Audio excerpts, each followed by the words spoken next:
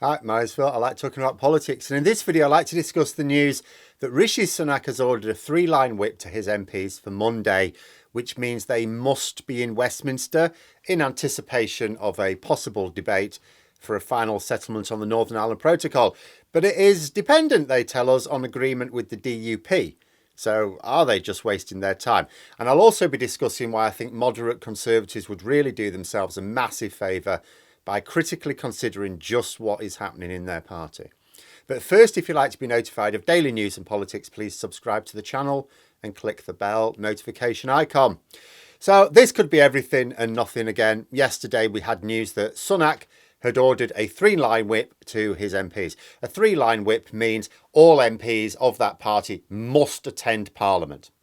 Normally, it's because there's expected to be an important vote and the numbers look a bit tight. So we don't want anyone we don't want it failing because someone couldn't be asked to turn up. However, in this particular case, that can't be true. Even if Sunak presents a deal to Parliament, and that would be quite something in itself, but we are being told to expect something on Monday.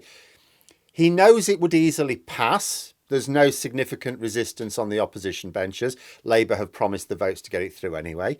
Besides, Sunak hasn't said there'll be a vote, just a debate.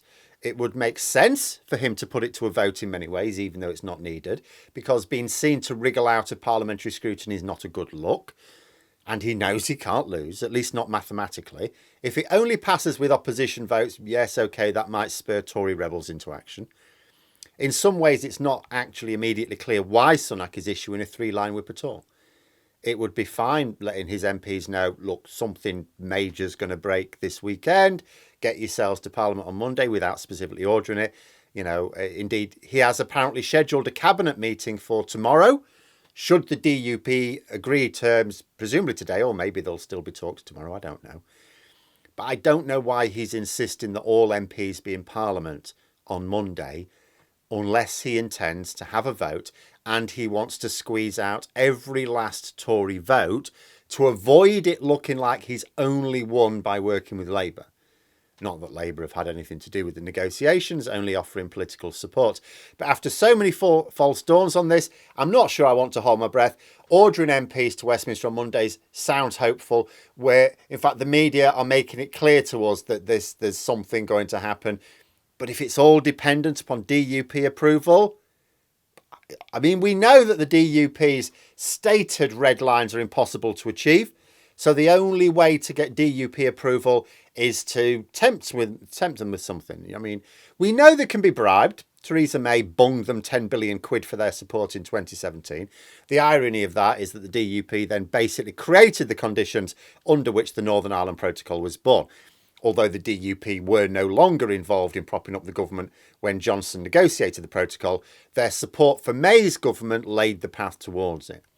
So maybe they can be bribed to accept the various fudges that the deal contains, which can easily be sold as meeting their 7 tests. For example, we're hearing that Stormont would be consulted on new EU laws affecting Northern Ireland. It's not a veto. It's not a situation whereby EU laws don't apply in Northern Ireland, but none of that is feasible anyway.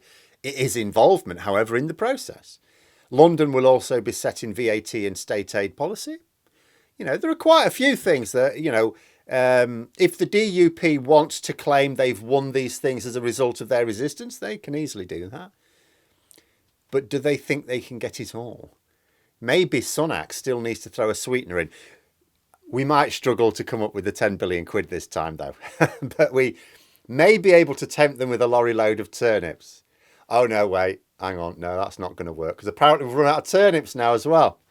But given that the DUP aren't exactly known for their compromising ways and always enjoy having the power to put everyone else's lives on hold, I'm not sure. I don't really see how getting their agreement on anything feasible without bribery works.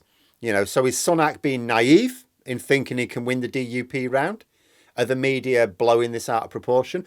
Or does he think he has a tempting carrot to dangle in front of them?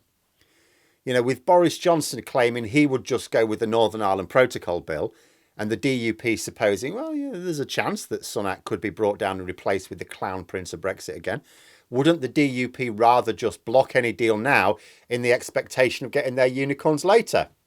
I would say, if that is what they're thinking, that they're thinking that Boris Johnson, the man who betrayed them with the protocol, won't betray them with the protocol again. I would think they need their heads checking. You know, I mean, but if they do think that, and this doesn't come to pass, and it won't, and then the next Labour government just sorts it all out without their nonsense, are they then going to complain about being betrayed again? I mean, how helpful it would be if unionist voters in Northern Ireland could just realise the only thing betraying the DUP is their own naivety. As for Sunak, can't keep dragging this on. He's doing a very poor job of controlling the information coming out of these discussions. You sort of feel that he either has to announce something next week or it'll just die a death. Like, there's lots of media speculation. And when there's lots of media speculation, the government really need to take the lead and provide some running commentary. Sunak has failed to do that. So what he's done is people want to talk about it anyway. He's left a void which has then been filled with his opponents giving their views to the media, which has then driven the narrative. You know, Sunak needs to get his perspective into the news, but to do that, he has to say something. It's of immense public interest. Of course, people are going to discuss it. Of course, people are going to speculate in the absence of a real commentary on progress. I'm thinking this is the last shot for me. You know, Sunak has allowed this weekend to be hyped up. Just like they did last week. We were supposed to be getting a major announcement, probably Tuesday. And then it was like, oh no. So now it's supposed to be Monday. If Monday's a damp squib, then what? Does he limp on pretending he can still get agreement for another couple of weeks before everyone just realises, no, it's just no? Or does he at least make a statement that he failed to convince the DUP that the Earth is in actual fact considerably older than they think it is, and that there's no way to get agreement on something even harder to understand? Or does he just go for it and say, look, the deal addresses all of their concerns. We understood their 7 tests. Our deal meets all of their 7 tests. There's no more valid objections, and we're going to put this through Westminster. That'd be a bold move. But as I've said before, failure doesn't bear thinking about for Sunak. If he fails, he has to let the Northern Ireland Protocol Bill become law. If he does that, he'll be under pressure to use it at some point. If he does that, the Trade and Cooperation Agreement will be suspended. The United States will flip its lid. That is a shit show that even Boris Johnson, despite his current boasts, ran a mile from when he was Prime Minister. He's pretending he would absolutely do it if he was still in charge. But we know that's rubbish because he backtracked when he was about to, using a different form, in the autumn of 2021. It's what caused David Frost, his Brexit gobshite in arms, to quit the government. On a personal level, I would actually appeal to any, moderate Conservative MPs, not just Sunak, to consider what they're doing to the country, what they're doing to their party, if that's all they care about. Consider why they ever went ahead with Brexit, despite knowing how damaging it was going to be. To keep their party together. That's what we say. They did it to keep their party together. Brexit was just something to stop the Tories splitting. But Brexit wasn't splitting their party. That was the ERG. They have their Brexit. They've even got their unnecessarily hard Brexit. And they're still splitting the party.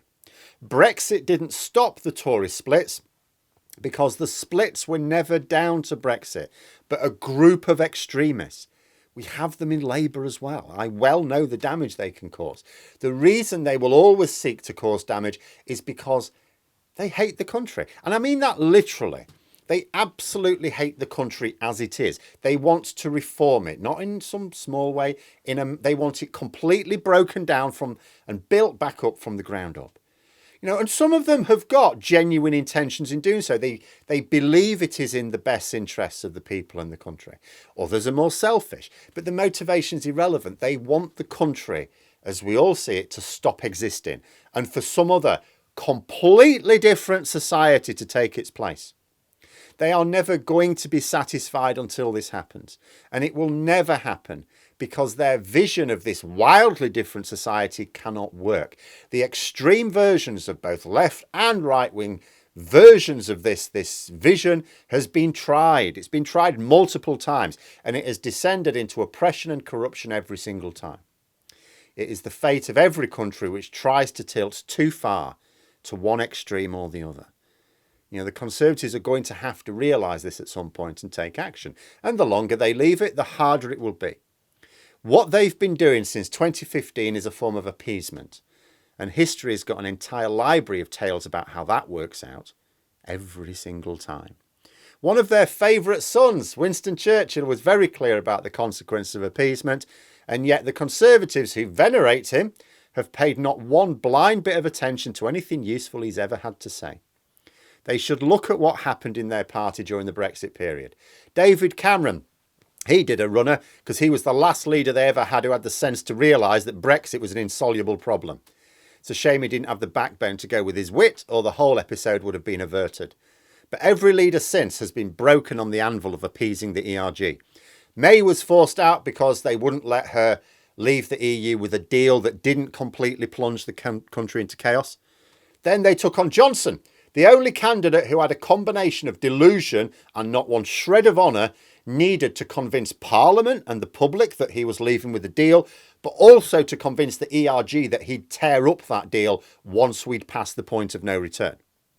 But he was forced out as well, because it turns out that when you have a leader who has this, unfortunate mix of delusion and not a shred of honour, they will also invite damaging scandals that backfire on the party.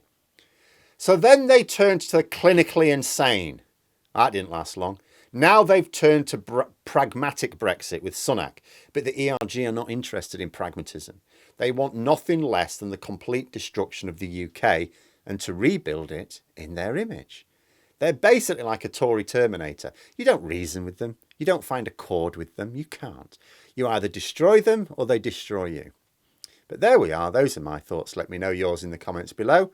Hope you found the video interesting. If you did, please click the like button. And if you'd like to support the channel further, the join button for memberships.